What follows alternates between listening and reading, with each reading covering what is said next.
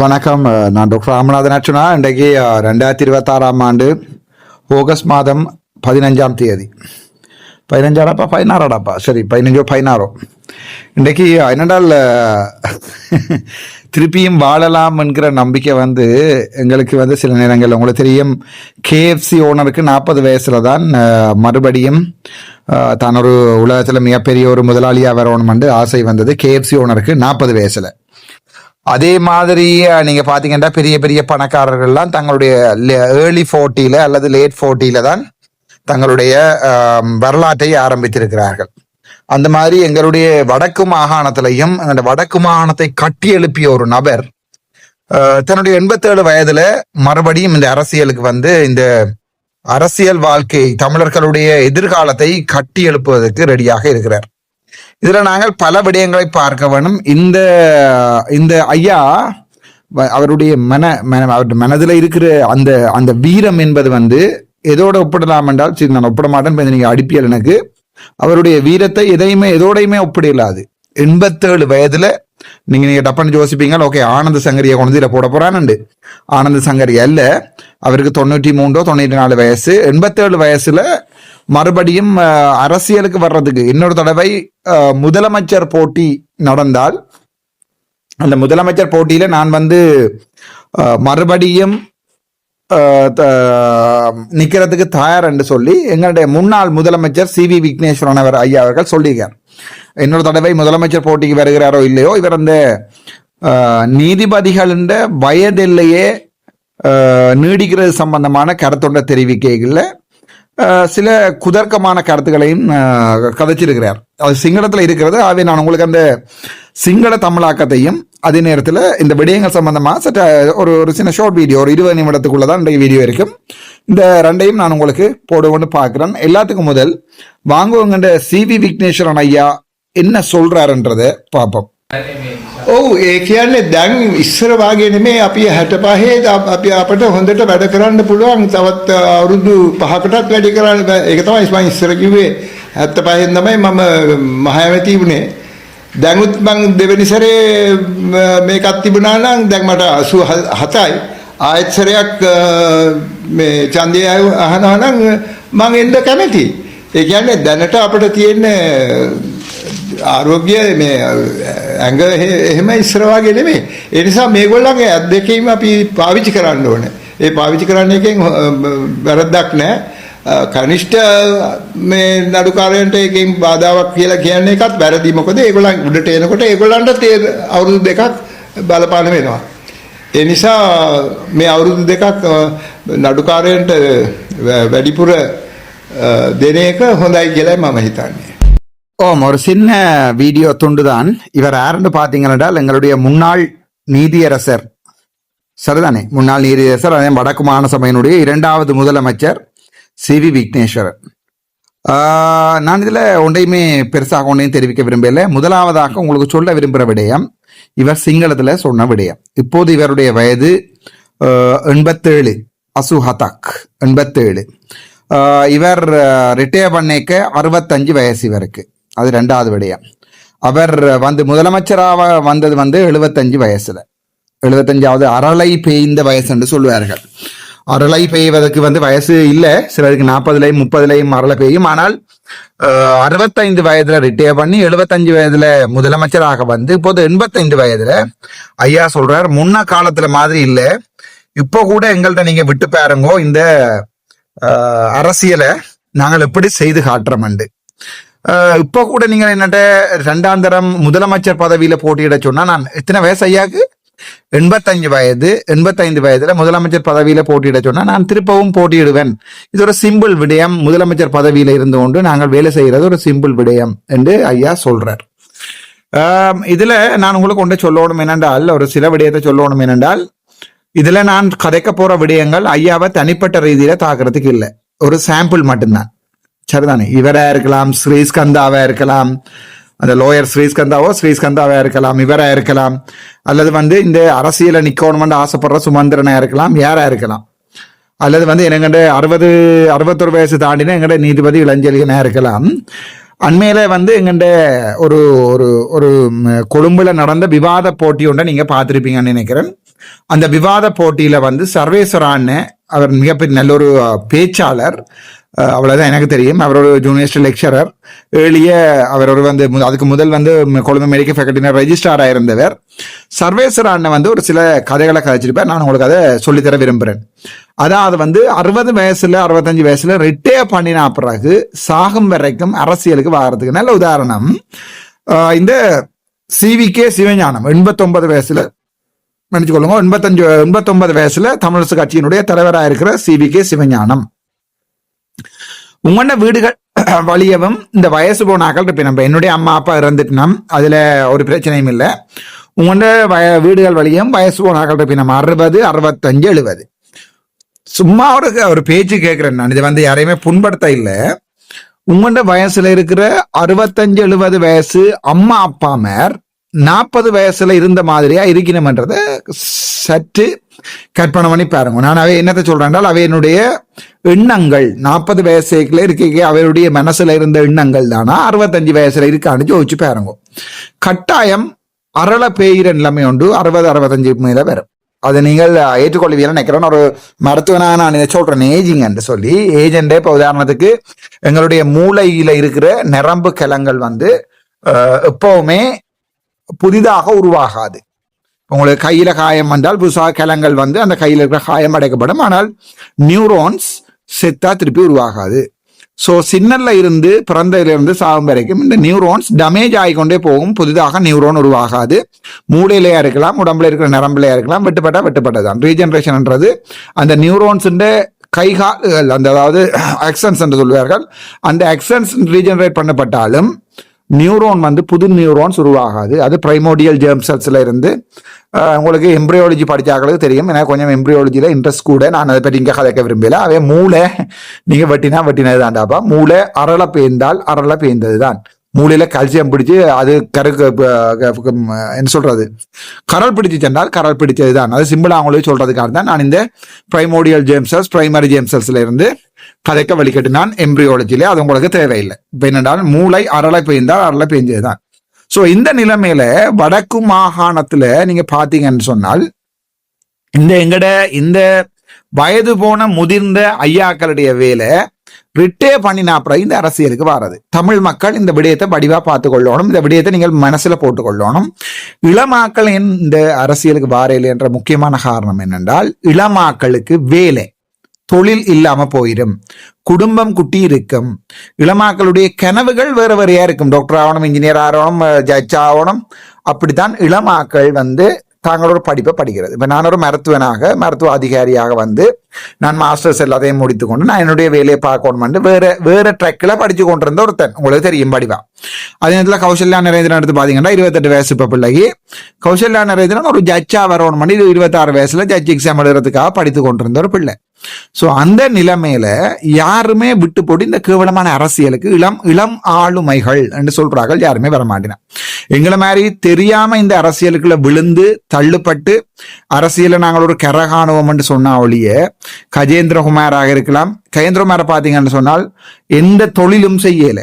பரம்பரை காசு அப்பன் பாட்டன் அடிச்ச காசு, அந்த காசுகளை வச்சுக்கொண்டு நான் சட்டத்திறனி என்று வெளியாட சொல்றது. காசை கொடுத்து ஒரு கோசம் முடிச்சு போட்டு, அதாவது லண்டன்ல யூனிவர்சிட்டி லண்டன்லயோ அங்கேயோ காசை செலவழிச்சு ஒரு கோசம் முடிச்சதுதான் மிச்சமே ஒழிய எந்த கோர்ட்ஸுகள்லையும் போய் பிராக்டிஸ் பண்ணினதை நான் காணல. நான் என்னுடைய ஒப்சர்வேஷனை சொல்றேன். இந்த கோர்ட்ஸ்லையும் கஜேந்திரகுமார் அவர்கள் வாதாடி இந்த வழக்கு வெண்டது என்று நான் காணல. இப்ப சாணக்கியன் எடுத்து பாருங்க சின்ன உதாரணமாக. LLB முடிச்சேன்னு சொல்றேன். ஆனா நான் இந்த கோர்ட்ஸ்லையும் காணல. சுமந்திரனை பாருங்க இந்த அரசியல்ல அப்பப்ப நொட்டி கொண்டு தன்னுடைய வேலையை செய்து கொண்டு இருக்கிறார். அதாவது வந்து சட்டத்தரணி வேலையை செய்து கொண்டு இருக்கிறார். ஆகவே இந்த அரசியலுக்கு சட்டத்தரணிகள் வாரத்துக்கு முடிய முக்கியமான காரணம் கூட வேற ப்ரொஃபஷன்ல இருக்கிறவன் விட்டுட்டு தான் இந்த அரசியலுக்கு வரவன். ஒரு வைத்திய தொழிலை விட்டுட்டு தான் வரவன். ஒரு அக்கௌண்டிங் தொழிலை விட்டுட்டு தான் வரவன்.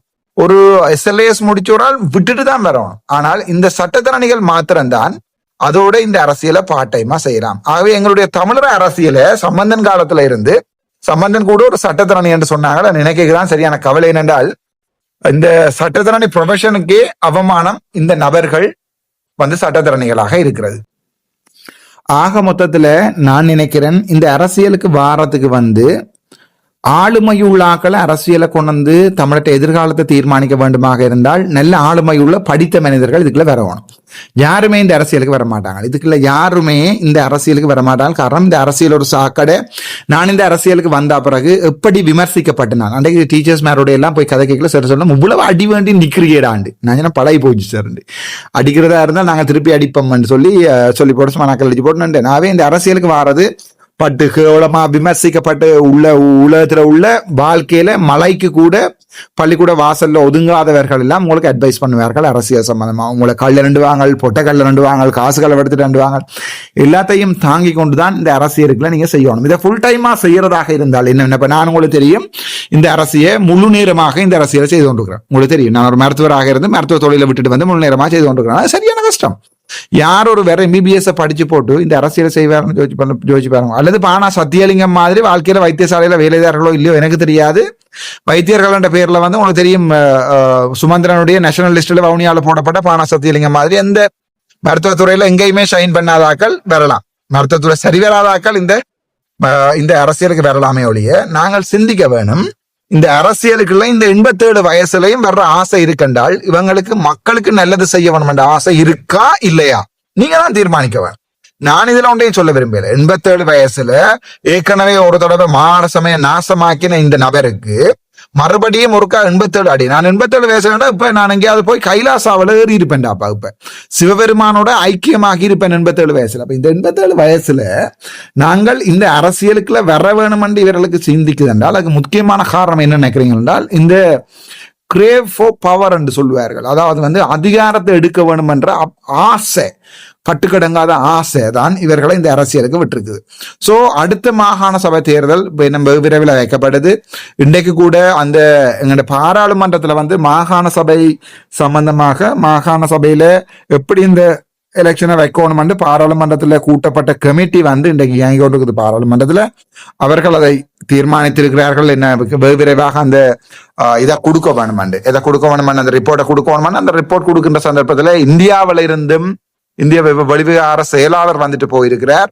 அதே நேரத்தில் இன்றைக்கு இந்தியாவினுடைய சுதந்திர தினம். அதே நேரத்தில் இந்த ராஜீவ் அமரசூரிய போன்றவர்கள் இன்றைக்கு நான் உங்களுக்கு அன்றைக்கு சொன்னேன், இப்போது இலங்கை கொதித்து கொண்டிருக்கின்றது. இலங்கையில ஜனாதிபதிக்கும் NPP JVP டீமுக்கும் இந்த இவர்களுடைய ஒட்டுமொத்த டீமுக்கும் டில்வின் சில்வாவுக்கும் ஒட்டுமொத்த சட்டத்தரணிகளுக்கும் அடிபாடு தொடங்கி இருக்கிறது. இன்றைக்கு ராஜீவ் அமரசூரிய சொல்லியிருக்கிறார், அன்றைக்கு கதைச்சதுன்ற முழு வீடியோவை போடுங்கோ, ஆரம்பத்துல தொடக்கத்துல மட்டும் கதைச்சதனுடைய வீடியோக்களை போட வேண்டாம், முழு வீடியோக்களை தங்களிடம் தருமாறு ராஜீவ் அமரசூரிய கேட்டுக்காரு. இதுதான் அனுரகுமார சாநாயக்கவினுடைய. அதே நேரத்துல எங்களுடைய இந்த ஸ்பீக்கர் பாராளுமன்றத்துல சபாநாயகருடைய நெறி வேலை, நான் அப்படி சொல்றது கோவிக்காயங்கோ சுப்பிரமணியன் வேலை என்னென்றால் தாங்கள் கதைக்கிறத மட்டும் வெளியால் எடுத்து போடுறது, நாங்கள் கதைக்கிறது வெளியால் எடுத்து போறதில்லை. பாராளுமன்றத்தில் இதேதான். என்னுடைய குரலை 8 நாளைக்கு பாராளுமன்ற தேர்தலுக்கு முன்னர் நிப்பாட்டி வச்சிருந்தார்கள். நான் கதைச்சால் அவர்களுக்கு ஓட்டுடையும் என்று தெரிஞ்சு இருந்தும் வடக்கு மாநிலத்தில் ஒரு உள்ளூராட்சி சபையை கூட ஒழுங்காக NPP பிடிக்கலாம போனது. இப்ப இந்த தடவை மாகாண சபைக்கு முன்னம் என்ன வெளியேற்றதுக்காக சட்டங்கள் அங்க இங்க பாவிக்கப்படுகிறது, அது உங்களுக்கு தெரியும். அதே நேரத்தில் என்னுடைய வழக்கம் இருக்கிறது மேல் நீதிமன்றங்கள்ல. மேலண்டு நான் சொல்லுவது கோர்ட் ஆஃப் அப்பீல்லையும் சுப்ரீம் கோர்ட்லையும். ஆகவே நாங்கள் திட்டமிட்ட ரீதியில லோயர்ஸ் அட்வைஸ் எடுத்துக்கொண்டுதான் இந்த வழக்கிலிருந்து விலத்த வேண்டும் என்பதற்காக பாராளுமன்ற பதவிகளை கௌசல்யா நரேந்திரன் திட்டமிட்ட ரீதியில ஏற்கனவே சொன்ன மாதிரி போகிறோம். ஆகவே அவர்களும் ஒரு வகை யுக்தியை பாய்ப்பார்களா இருந்தால் நாங்களும் ஒரு வகை யுக்தியை பார்க்கிறோம். ஆனால் நாங்கள் வெளிப்படையா இருக்கிறோம், மக்களுக்கு நாங்கள் வெளிப்படையாக இந்த யுக்தியை பாவிக்கிறோம் என்பதை சொல்லிக் கொடுக்கிறோம். ஆகவே நீங்கள் சிந்திக்க வேண்டும், இந்த நேரத்துல இந்த மாகாண சபை வைக்கப்பட்டால் இந்த மாகாண சபையில உங்களுக்காக அரசியல்ல நிக்கிறவன், அரசியல் தேவைப்படாதவன் யார் நிக்கிறான் என்பதை நீங்க சிந்திக்க வேணும். அரசியலுக்குள்ள நிக்கிறாக்கள் வடிவா பாருங்க. உங்களுக்கு நான் திரும்ப சொல்றேன், கந்தையா பாஸ்கரனா இருக்கலாம், ஸ்ரீதரனாக இருக்கலாம், கஜேந்திரகுமாரா இருக்கலாம், சுமந்திரனாக இருக்கலாம், சாணக்கியன்ற டீமா இருக்கலாம், அல்லது வந்து NPP-யினுடைய டீமா இருக்கலாம். இவர்கள் அரசியல் என்கிற தேவைக்காக நிற்கிறவர்கள் என்றதை நான் உங்களுக்கு ஞாபகப்படுத்த விரும்புகிறேன். நானும் கௌசல்யாவோ நரேந்திரனோ இந்த அரசியல்ல ஆசைப்பட்டு அரசியல்ல உழைக்க வேணும் என்பதற்காக இந்த அரசியல நிற்கிறோமா, அல்லது இந்த அரசியலை இல்லாமல் பண்ணணும்ன்றதுக்காக இந்த வெள்ளை வேட்டி அரசியல் என்ற இந்த கிழட்டு அரசியல்வாதிகளை மறுபடியும் ஒரு கேமராக்கு கூட முன்னால வந்து நிற்காத மாதிரி ஒரு படுதோல்வி ஒன்றை இவர்களுக்கு கொடுக்க வேண்டும் என்பதையும் யாழ்ப்பாணத்தை, வடக்கு மாகாணத்தை பயங்கர வேகமாக அபிவிருத்தி செய்யணும் என்றதையும், தமிழீழ விடுதலை போராட்டத்தினுடைய இழந்து போன எங்களுடைய பாதச்சுவடுகளை மறுபடியும் 2009க்கு முன்னம் உள்ள நிலைமைக்கு கொண்டு சேர்க்க வேணும் என்பதுதான் என்னுடைய ஆசை. இதை எந்த அளவுக்கு நீங்கள் எனக்கு விளங்குறீங்களோ எனக்கு தெரியாது, ஜோதிச்சு பாருங்கோ. நான் இப்ப இருக்கிற நிலைமையில நான் கட்டாயம் அரசியல் செய்ய வேணுமா, கௌசல்யா நரேந்திரன் அரசியல் செய்ய வேணுமான்னு சிந்தியுங்கோ. அதே நேரத்துல புதிதாக ஒருவர் வாரார் என்றால், இளஞ்செழியன் வாரார் என்றால், இளஞ்செழியனுக்கு தொழில் இருக்கிறதா அல்லது பொழுதுபோக்குக்காக அரசியல் செய்கிறார்களா?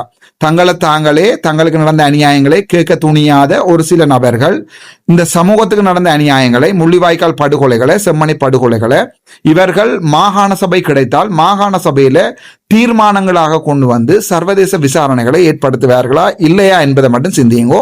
உங்களுக்கு நான் நினைக்கிறேன் இது ஒரு கடைசி சந்தர்ப்பம் ஆழமாக சிந்திக்கிறதுக்கு. ஆனால் இந்த மாகாண சபையில நான் தோக்குற சந்தர்ப்பத்துல மறுபடியும் இந்த அரசியல்ல நான் ஒருபோதுமே நிற்க மாட்டேன். அது உங்களுக்கு தெளிவாக சொல்லுறேன். இந்த அரசியல்ல, இந்த மாகாண சபையில தமிழ் மக்கள் சிந்தித்து, இப்ப இந்த வீடியோ பார்க்குற பல பேருக்கு சிந்தனைகள் ஓடும். ஓகே, அர்ச்சுனாவை கொண்டு வரும், அவனை கொண்டு வந்தாதான் மாகாண சபையில முக்குத்தனமாக டிசிஷன் எடுப்பான், முக்குத்தனமாக டிசிஷன் எடுத்தாதான் எங்களுடைய உணர்வுகள், எங்களுடைய இழப்புகள், வலிகள் எல்லாத்தையும் செய்வான் என்கிற நம்பிக்கை இந்த வீடியோ பார்க்குறப்ப நான் இந்த வீடியோ போட்டு 7000 பேர் பார்த்தால் குறைஞ்சது 5000 பேருக்காவது வந்திருக்கும்.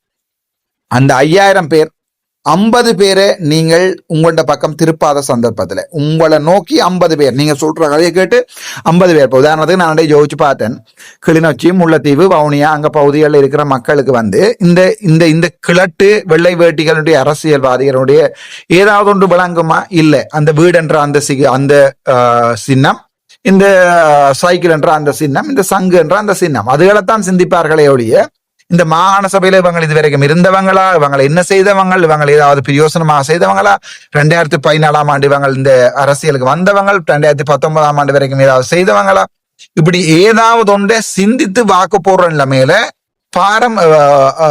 அதாவது அடிப்படை வசதிகளோட வாழுகிற மக்கள் அல்லது கஷ்டப்பட்ட மக்களுக்கு அந்த சிந்தனைக்கு போற அளவுக்கு அவர்களால இயலாது. அன்றாடைக்கு அவர்களுடைய வாழ்க்கையில இன்னத்தை சாப்பிடுறோம் என்பதுதான் அவர்களுடைய பிரச்சனை.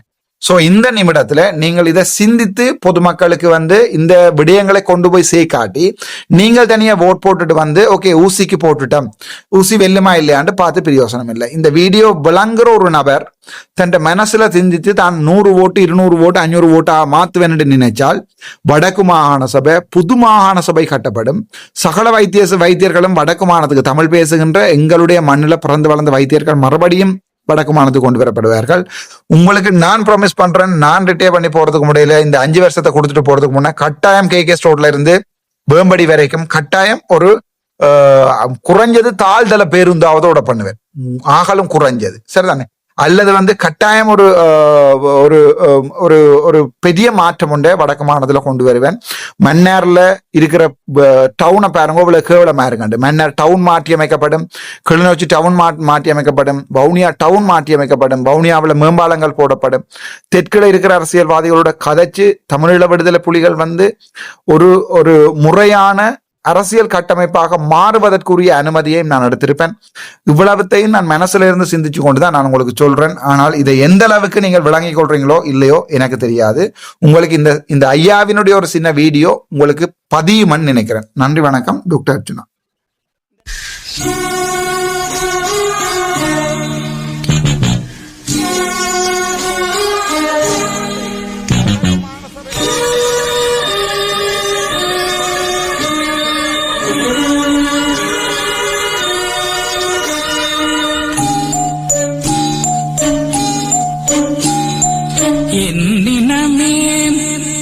சனமே என்னை உனக்கு தெரிகிறதா?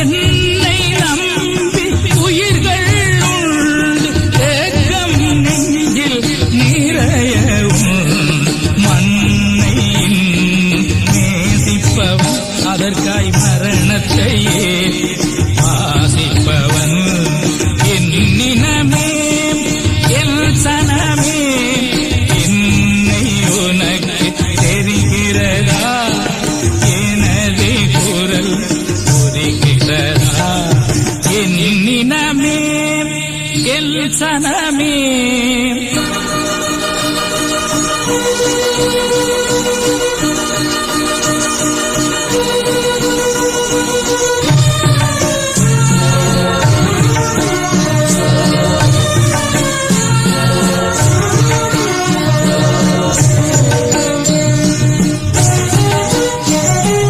பாசறை நான் புகுந்த இடம் பதுங்கு கூடி உறங்குமிடம் தேசநலன் எனது கடன் என் தமிழே எனது திடன் அதனால் மண்ணை இன்னும் நேசிப்பவன் அதற்காய் மரணத்தை ஆசிப்பவன் என் நினமே என் சனமே என்னை உனக்கு தெரிகிறதா எனது குரல் புரிகிறதா என் நினமே என் சனமே